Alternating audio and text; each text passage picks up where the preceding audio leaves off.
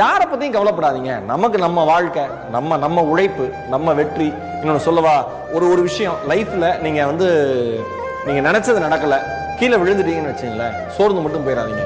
ஏன்னா கீழே விழற தருணங்கள்ல தான் நம்மளை சுத்தி இருக்கிற மனுஷங்க எந்த மாதிரி ஆளுங்கன்னு நமக்கு தெரியும். விழறது எல்லாமே ஒன்னா நீங்க முன்ன விட வேகமா எந்திரிக்கிறதுக்கு, இல்லைன்னா உங்க சுத்தி இருக்கிறவங்க எப்படின்னு தெரிஞ்சுக்கிறதுக்கு.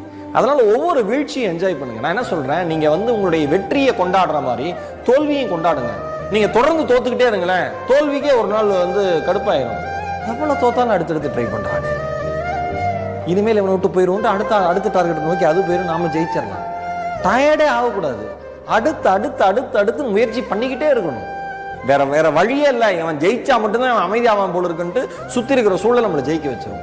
நமக்கு பிரச்சனை என்னன்னா, நம்ம எடுக்கிற முடிவுல நம்ம குழம்பிடுறோம்.